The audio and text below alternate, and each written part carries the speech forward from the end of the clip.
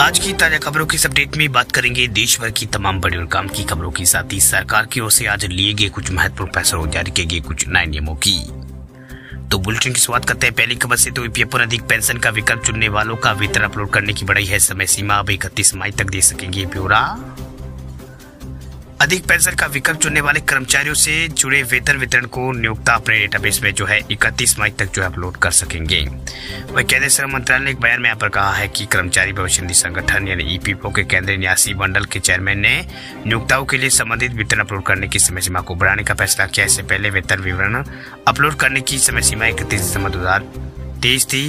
विकल्प के सत्यापन के लिए 3.5 लाख से अधिक आवेदन अभी भी यहाँ पर नियोक्ताओं के पास प्रसंस्करण के लिए वो निलंबित है, यानी इसको लेकर पर लिमिट यहाँ पर है। वही ईपीएफओ ने पहले ही अपने सभी ग्राहकों को अधिक योगदान पर पेंशन के लिए विकल्प के सत्यापन के लिए आवेदन जमा करने की एक ऑनलाइन सुविधा प्रदान की थी।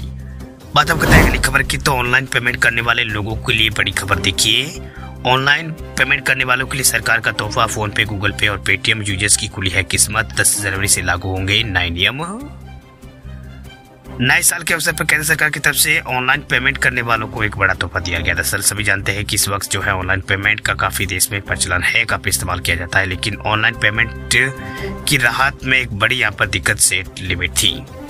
दरअसल सरकार ने एक दिन में 1 लाख से ज्यादा रुपए की लेन देन पर रोक लगा रखी थी। हालांकि अब NPCI national payment corporation of India ने आरबीआई के साथ मिलकर समस्या का हल निकाल लिया है, जिसके बाद एक बार में 5 लाख रुपए तक का यूपीआई पेमेंट वो किया जा सकता है। हालांकि इसकी कुछ शर्तें भी है जिसके बारे में यूजर्स को यहाँ पर पता होना चाहिए। दरअसल एनपीसीआई ने अस्पताल, शैक्षणिक संस्थानों जैसे जरूरी संस्थाओं के पेमेंट के लिए एक बार में 5 लाख रुपए तक की ऑनलाइन पेमेंट की छूट दी है। पता है आपको कि ये नया नियम 10 तारीख से लागू हो जाएगा। इसके बाद सभी एजुकेशनल इंस्टीट्यूट और अस्पताल के बिल को अदा करने के लिए यूजर्स एक बार में अधिकतम 5 लाख रुपए तक का पेमेंट कर पाएंगे। इसके लिए एनपीसीआई की ओर से बैंकों और पेमेंट सर्विस प्रोवाइडर्स को एडवाइजरी वो जारी की गई है। वह एनपीसीआई की ओर से 1 लाख पेमेंट है उसको यहाँ पर वेरीफाइड लागू यहाँ पर किया जाएगा। एनपीसीआई की ओर से 1 लाख पेमेंट लिमिट को वेरीफाइड मर्चेंट के लागू वो किया जाएगा। मर्चेंट को बड़ी हुई सीमा के साथ पेमेंट मोड के तौर पर यूपीआई एनेबल करना जरूरी होगा। मौजूदा वक्त में एनपीसीआई काउंसिल ऑफ इंडिया की ओर से यूपीआई पेमेंट को लेकर 1 लाख रुपए रोजाना यहाँ पर रखा गया है। चलिए बात करते हैं अगली खबर की। तो online food delivery app Zomato ने यूजर्स को दिया है झटका। अब ऑर्डर किया तो देना होगा अलग से चार्ज।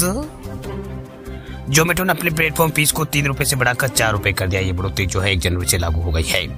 इससे पहले कंपनी ने अगस्त में फीस को 2 रुपए से बढ़ाकर 3 रुपए यहाँ पर किया था। जोमेटो ने इस बढ़ोतरी के पीछे मार्जिन उसको बढ़ाने का कारण बताया है। वही उन्होंने यहाँ पर कंपनी ने कहा है कि बढ़ती लागत और प्रतिस्पर्धा के बीच उसे मार्जिन अपने बनाए रखने के लिए ये कदम यहाँ पर उसको उठाना पड़ा है।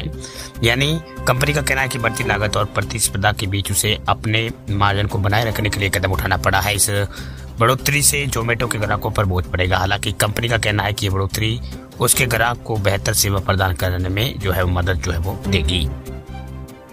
वही फूड डिलीवरी प्लेटफॉर्म अपने मार्जिन को बढ़ाने के लिए विभिन्न तरीकों का इस्तेमाल यहाँ पर करता है। इसमें यहाँ पर एड रेवेन्यू और डिलीवरी चार्ज, रेस्टोरेंट से कमीशन शामिल है। वही जोमेटो ने अपने प्लेटफॉर्म फीस को बढ़ाकर मार्जिन को बढ़ाने की कोशिश की है। ये बढ़ोतरी केवल 33% शहरों में ही लागू होगी। इसका मतलब यह है कि जोमेटो के लगभग 2/3 यूजर्स इस बढ़ोतरी का सामना उनको नहीं करना पड़ेगा। जोमेटो के इस कदम के बाद स्विगी भी अपने प्लेटफॉर्म फीस को यहाँ पर उसने बढ़ा दिया है। स्विगी ने पिछले साल 2 रुपए फीस यहाँ पर लगाना शुरू की थी, बाद में इसको बढ़ाकर 3 रुपए कर दिया था। बात हम करते हैं अगली खबर की। देश में खतरनाक तरीके से बढ़ रहा है एंटीबायोटिक दवाओं का इस्तेमाल। रिपोर्ट में हुआ है चौंकाने वाला सा खुलासा।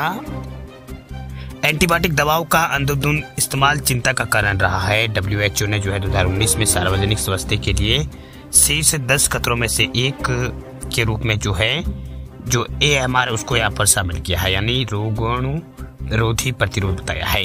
वह एंटीबायोटिक के अत्यधिक उपयोग AMR के प्रमुख यहाँ पर इसका एक कारण है। वह पिछले कुछ वर्षों में भारत ने इस चुनौती से निपटने के लिए कई कदम उठाए हैं, लेकिन एक सरकारी अध्ययन में सामने सरकारी अध्ययन के में आए निष्कर्ष से चिंता यहाँ पर बढ़ी है। यानी सरकारी अध्ययन आया है उसमें सामने आए निष्कर्ष से चिंता बढ़ाने वाली बात है। दरअसल अध्ययन के अनुसार एंटीबायोटिक दवाओं का इस्तेमाल खतरनाक रूप से देश में बढ़ रहा है। यह अध्ययन देश के 15 राज्यों और 2 केंद्र शासित प्रदेशों के 20 अस्पतालों में किया गया। 6 महीनों में 9,752 पात्र रोगियों पर सर्वेक्षण किया गया। अध्ययन में पता चला कि इन अस्पतालों में 71% रोगियों को डॉक्टर ने एंटीबायोटिक दवाई ही लिखी है। वही 20 में से 4 संस्थान ने 95% से अधिक मरीज उनको यहाँ पर एंटीबायोटिक दवाई वो लिखी है।